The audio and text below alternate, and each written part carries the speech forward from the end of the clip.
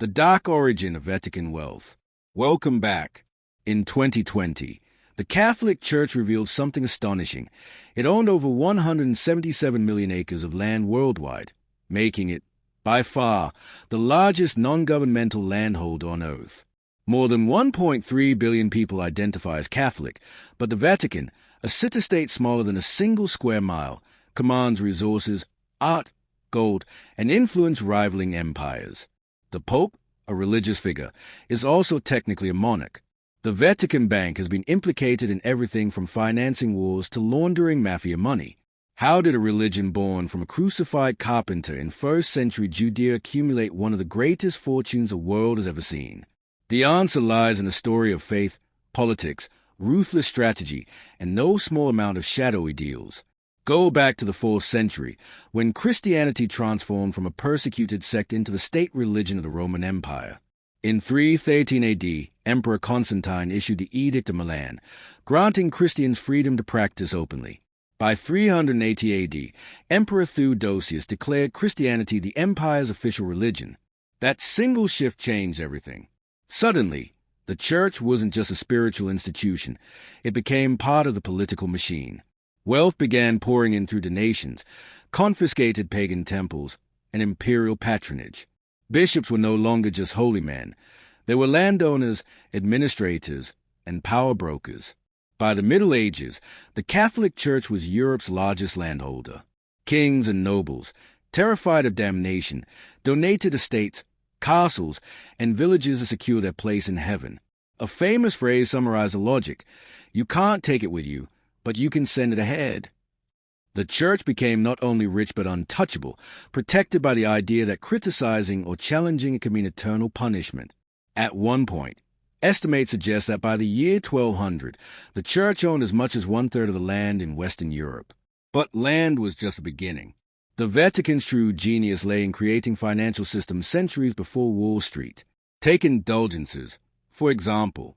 By the 11th century, the church realized it could monetize guilt. Instead of lengthy penance for sins, you could pay a fee for an indulgence, a certificate promising time off in purgatory. It was, effectively, a spiritual tax, and it funded grand projects like St. Peter's Basilica in Rome. One German monk, Martin Luther, was so outraged by this practice that in 1517 he nailed his 9-to-5 theses to a church door in Wittenberg, sparking the Protestant Reformation. But by then, the Vatican had already turned faith into finance. Another major turning point came in 756 AD, with what's known as a donation of Pepin. Pepin the Short, king of the Franks, gifted vast territories in Italy to the Pope, creating the Papal States. For over 1,000 years, until 1870, the Pope wasn't just a spiritual leader. He ruled as a temporal king with armies, taxes, and subjects. The Church wasn't shy about enforcing its power. Popes excommunicated emperors, launched crusades, and extracted wealth through tithes, a mandatory tax of 10% of income imposed on nearly every Catholic in Europe. Imagine paying not only your feudal lord but also God's representatives. Resistance was nearly impossible. Still, money and power invite corruption. The Renaissance popes were notorious for living like princes. Pope Alexander VI, from the infamous Borgia family, openly fathered children and used papal power to enrich them. The Vatican's coffers overflowed, but so did rumors of bribery, simony, selling church offices, and murder. Yet even as scandals mounted, the Vatican used its wealth to commission timeless art. Michelangelo's Sistine Chapel ceiling, Raphael's frescoes, Bernini sculptures. Beauty and corruption existed side by side, inseparable. The modern Vatican fortune, however, took shape in the 20th century. After Italy unified in 1870, the Papal States were absorbed, and the Pope declared himself a prisoner of the Vatican. For decades, the papacy resisted recognizing the Italian government. The deadlock ended in 1929 with the Lateran Treaty, signed by Pope Pius XI and Benito Mussolini. The deal was shocking.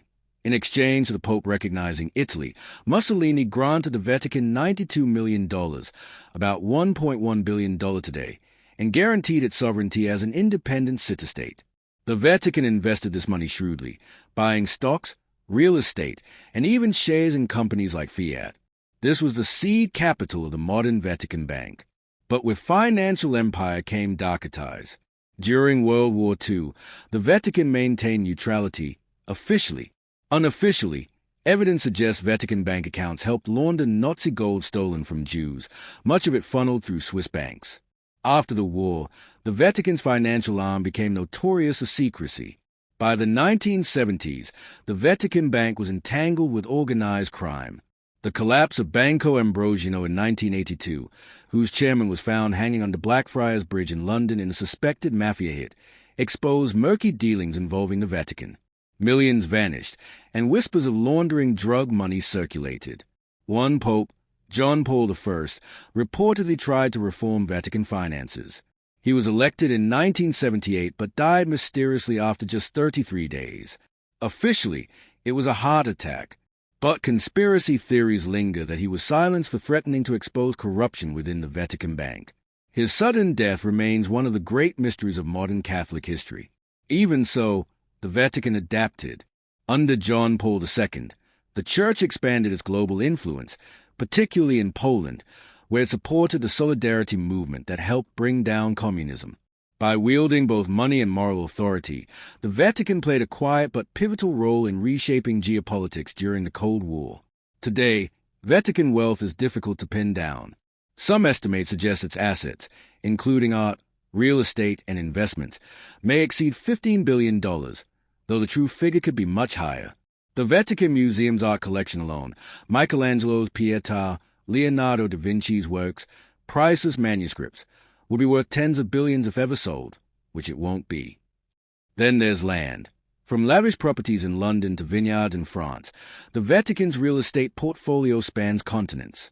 But what makes the Vatican's fortune so fascinating is that it doesn't behave like traditional wealth. Much of it isn't liquid. It's power, influence, and prestige. Unlike a tech billionaire, the Pope can't simply cash out. Yet in many ways, that makes it more enduring. Dynasties crumble, fortunes get squandered, but the Vatican's empire, built on centuries of faith and fear, remains. The legacy of Vatican wealth is double-edged. On one side, it has funded hospitals, schools, orphanages, and disaster relief worldwide. The Catholic Church is often the first on the ground in crises, from famines in Africa to hurricanes in the Americas. Billions of ordinary Catholics give generously, and much of that money does go to good causes. On the other side, the shadow of corruption, secrecy, and exploitation is impossible to ignore. Faith has been moneized, sometimes ruthlessly, and the Vatican's resistance to transparency has fueled suspicions for decades. So what lessons can we draw from this story? Maybe that power built on faith is both the strongest and most dangerous kind.